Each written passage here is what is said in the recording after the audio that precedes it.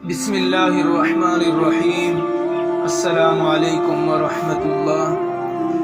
دوستو، ایک آدمی کو قتل کے الزام میں سزائے موت سنا دی گئی۔ پھانسی سے ایک دن پہلے اس نے اپنی ماں سے ملنے کی خواہش کی۔ ماں کو بھی اپنے بیٹے سے آخری بار ملنے کی خواہش تھی۔ اس آدمی کی آخری خواہش پوری کی گئی اور اسے اپنی ماں سے ملوایا گیا۔ دونوں ماں بیٹا آپس میں گلے لگ کر رو رہے تھے کہ اچانک اس آدمی نے زور سے ماں کے کان پر کاٹا۔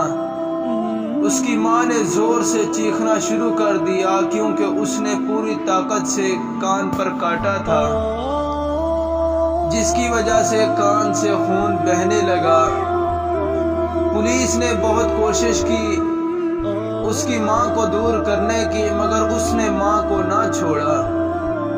آخر کار پولیس نے کرنٹ لگا کر اس آدمی کو دور کیا، مگر اس دوران آدمی نے اپنی ماں کو عیب دار بنا دیا اور آدھے کان سے محروم کر دیا۔ سب لوگ حیران تھے کہ اس ظالم بیٹے نے اپنی ماں کے ساتھ ایسا کیوں کیا۔ پولیس افسر نے اس آدمی سے پوچھا کہ اے بدبخت انسان، تم نے اپنی ماں کے ساتھ ایسا کیوں کیا؟ تم نے اپنی ماں کو زندگی بھر عیب دار کیوں بنا دیا؟ اس آدمی نے بتایا کہ میں بچپن سے ہی اپنی ماں سے بہت پیار کرتا تھا اور ان کی بہت عزت کرتا تھا۔ جس چیز سے ماں روکتی تھی میں اس سے رک جاتا تھا، اور جس چیز کے کرنے کا حکم دیتی تھی مجھ میں اتنی ہمت نہیں تھی کہ میں انکار کر سکتا۔ میں اپنی ماں کا بہت فرما بردار تھا، جو اپنی ماں کے ہر حکم پر سر جھکا دیتا تھا۔ ہمارا اپنے چچا سے زمین کا تنازع چل رہا تھا۔ 2 ایکڑ کی زمین تھی جو کہ متنازع تھی۔ میں لڑائی جھگڑا نہیں چاہتا تھا، اس لیے میں نے آپس کے معاملے کو حل کرنے کے لیے زمین کا پرانا ریکارڈ پٹواری سے منگوایا۔ پٹواری کے مطابق 2 ایکڑ کی زمین میرے چچا کے حصے میں آ رہی تھی۔ میں نے گھر آ کر ماں کو بتایا تو ماں نے کہا آپ کسی دوسرے پٹواری سے بات کرو، پٹواری کو تمہارے چچا نے خرید لیا ہے۔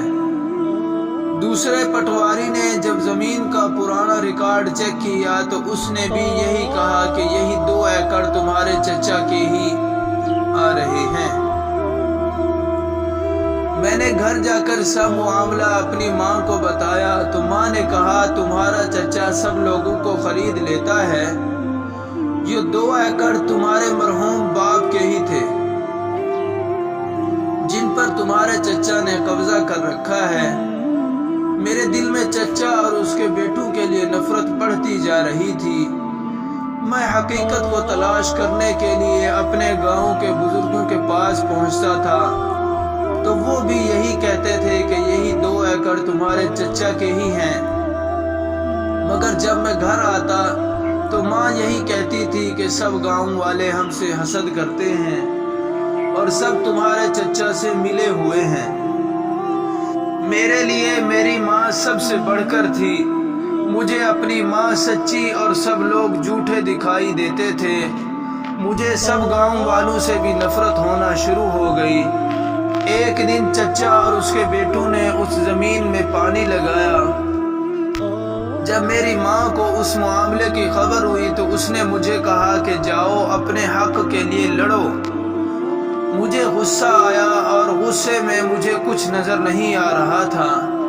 میں نے گن اٹھائی اور جا کر اپنے چچا اور اس کے 2 بیٹوں کو مار دیا۔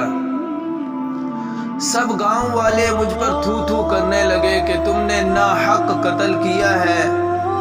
عدالتی تحقیق سے بھی یہی ثابت ہوا کہ زمین میرے چچا کی ہی تھی، مگر میں تو اپنی ماں کا فرما بردار تھا، میں اس کا حکم کیسے ٹال سکتا تھا؟ میری ماں کی وجہ سے میری دنیا اور آخرت دونوں برباد ہو گئی۔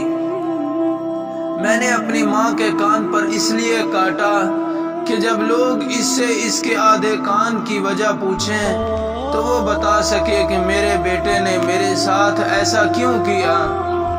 میں خود تو برباد ہو گیا، مگر میں تمام بیٹوں اور بیٹیوں کو یہ نصیحت کرتا ہوں کہ والدین کا ادب ضرور کریں، مگر ان کی محبت میں اس قدر پاگل مت ہو جانا کہ سچ اور جھوٹ کی پہچان ہی نہ رہے۔